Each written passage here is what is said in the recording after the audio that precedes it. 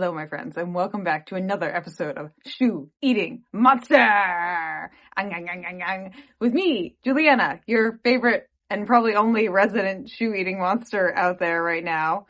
Welcome back, my friends. Just wanted to put here at the beginning of the episode, because I keep forgetting to say this, but if you are listening to this episode, please hit the review and rate button. If you are watching on YouTube, please like the video, comment below if you can, and subscribe.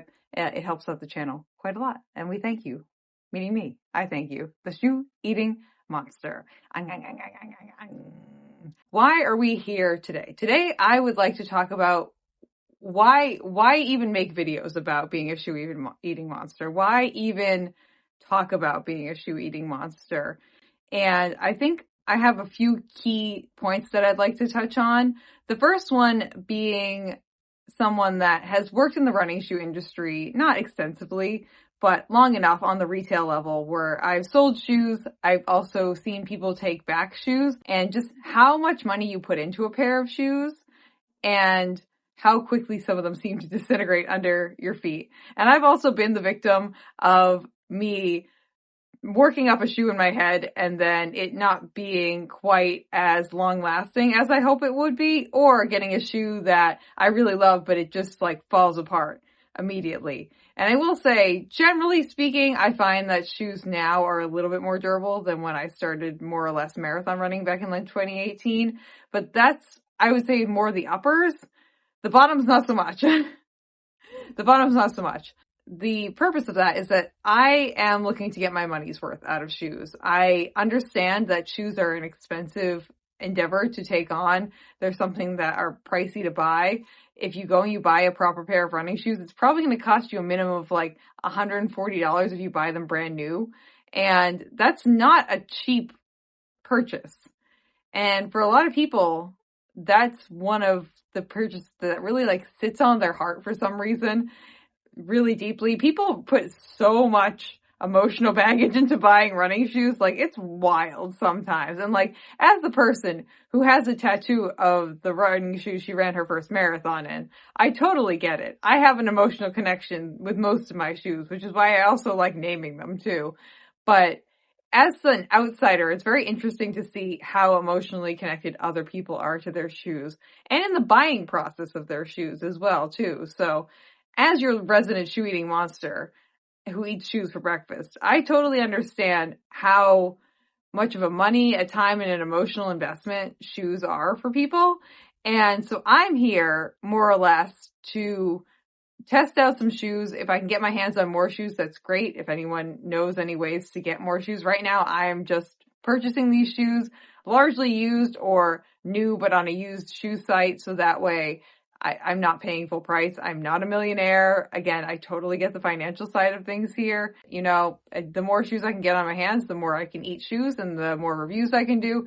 But as of right now, that we're kind of limited to what I can buy myself. I want to try out these shoes to make sure that you guys who are watching and who are interested can have some kind of idea as to like, how long is this shoe going to last? Is this actually worth the money that I'm paying for it? Is this shoe going to be a good investment for me personally? And a lot of that is also understanding what you want to use the shoe for as well too. So is this going to be a hiking shoe that you take out like 3 or 4 times a year? Is this going to be your speed day shoe you take out once a week? Is it going to be your everyday trainer you take out every single time you go running?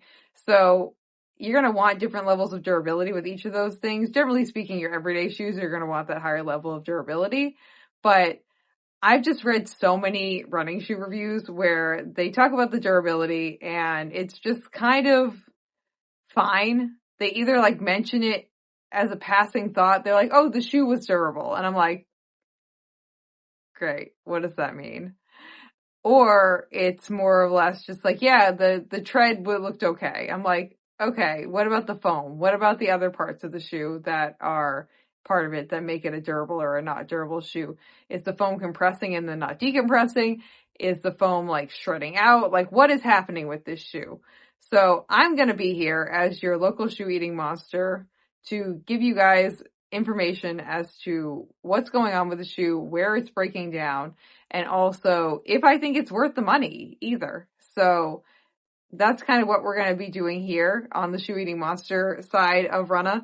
And I'm excited to be doing this because for me, this is a fun time. I have a nice time doing this, and I really love, one, being able to test out new shoes. It's something, especially in the colder winter months up here in New England, that kind of gets me out the door, adds that little extra dopamine hit that I need from the ADHD side of me. And it definitely is something that just makes things a little bit more fun. And also lets me see, like, okay, what shoes do I like? What shoes do I not like? What shoes would I recommend? What shoes would I not recommend? And that way I can bring that information back to you guys, and also just to my friends, mostly Ben. Ben takes a big brunt of that. So definitely stay tuned for more shoe reviews, more just reviews as to if I feel like the shoe is worth the money. And I think you guys are going to really like what we have coming up. So, or hopefully you, I don't know. If you have any shoes that you think that I should try and look for, I've been trying to buy shoes used as well too. So that way, one, I'm not paying full price for the shoe, and two, I can try out more shoes, and three, so I'm not contributing to like waste in our planet and on our planet. There's so much waste out there already. If I can save a shoe, which I'm calling the Second Chance Shoe Society, if I can add a shoe to the Second Chance Shoe Society, whether it be a shoe that is pretty much brand new, but being sold used because someone bought it and they can't use it or don't want to use it, or I'm buying like a lightly used shoe that otherwise would have gone into the trash or into recycling or just like never being used ever again. I'm happy to save these shoes from the shoe orphanage, I will say, and bring them into my meat factory. Hi. I may not bring them to the best home. They're appreciated. They're appreciated and loved, but in a very violent way. In a way that there's not much left of them when we're done. So, the Second Chance Shoe Society is not the Humane Society. Let's just say that. We'll leave it at that. I'm excited for you guys to maybe give me some suggestions as to shoes you think I should try out. If you do work for a shoe brand or you know someone who can get me set up with some more shoes, I'm happy to try out those shoes as well too. But for now, we're going to be a little bit limited to what I can find and what I can get my hands on. So hopefully that will be more shoes in the future.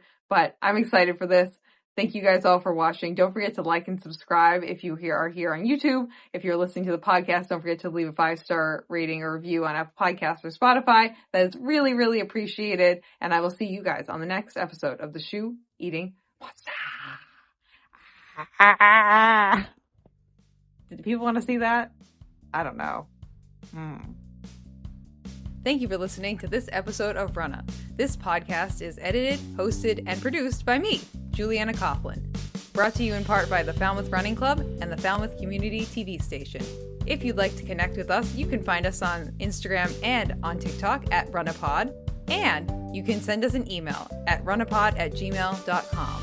And our original theme music was brought to you by the one and the only wonderful Jeffrey Hutton.